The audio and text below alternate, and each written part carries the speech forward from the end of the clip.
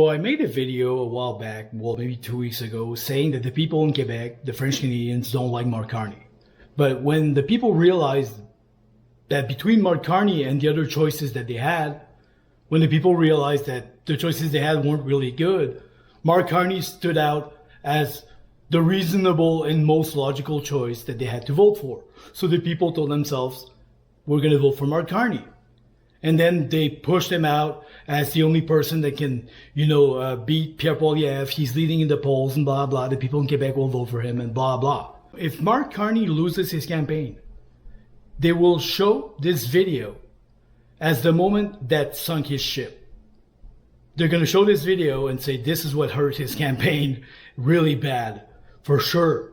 Mark Carney, I was told his French was pretty good, that he was bilingual. Maybe he understands French pretty good, but his French is really bad. He could barely express himself and say what he wanted to say in French, barely.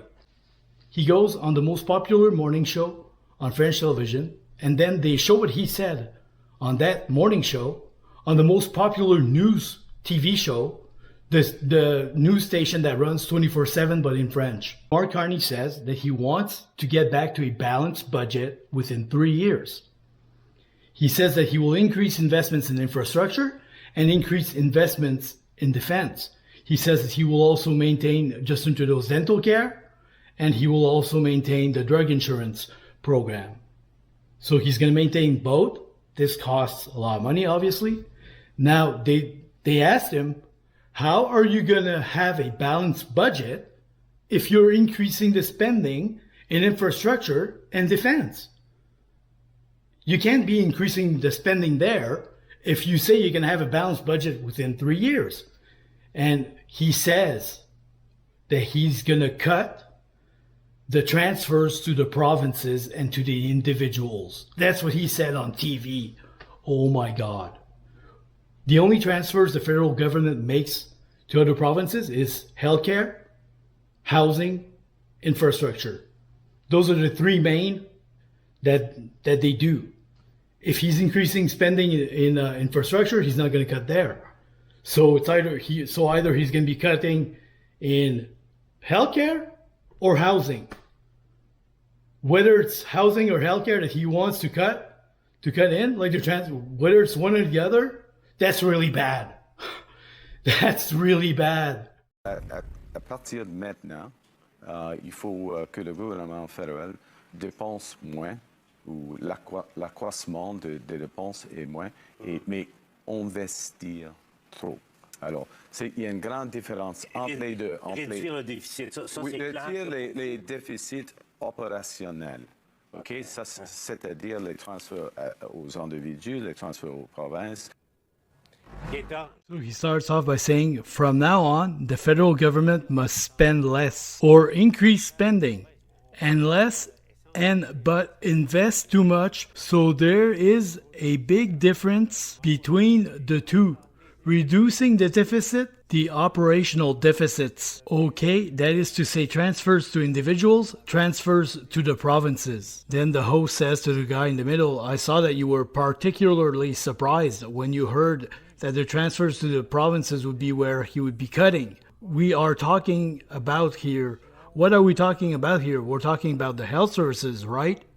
He says, yeah. The guy says the big transfers from the federal government is healthcare and the housing. He says, I jumped because at the end of the line, want it or not, it has to be in healthcare or housing that he will be cutting. Reduction of the provincial funding is going to affect, want it or not, the services, healthcare services. Then in addition, from the moment he tells us that he wants to return to a balanced budget in 3 years, we're talking here about very significant cuts, not to say massive cuts in transfers.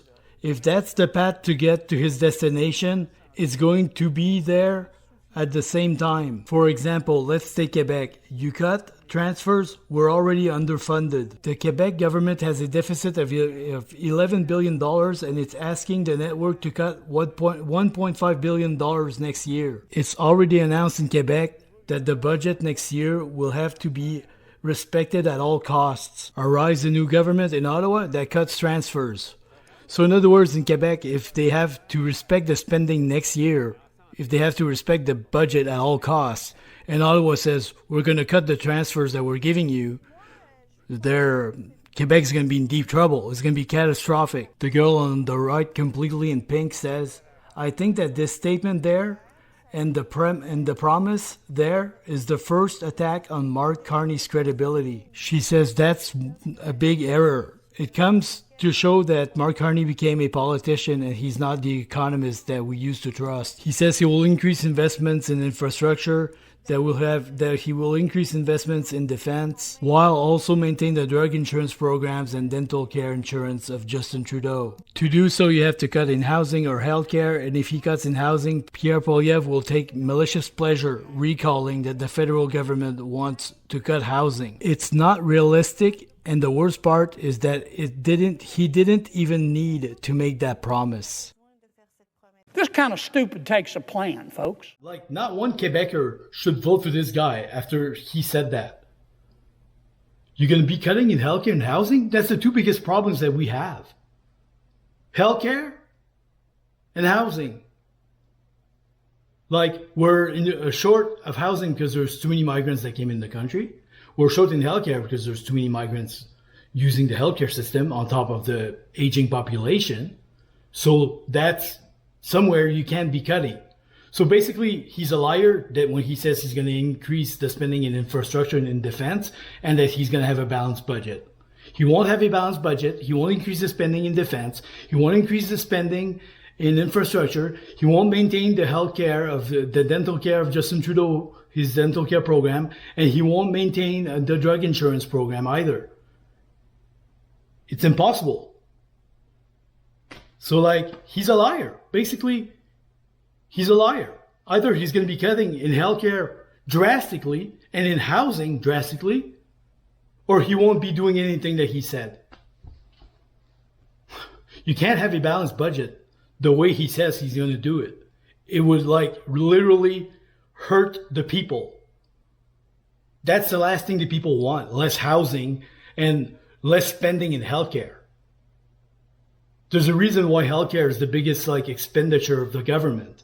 There's a reason why housing is the second biggest expenditure of the government. Because we need it.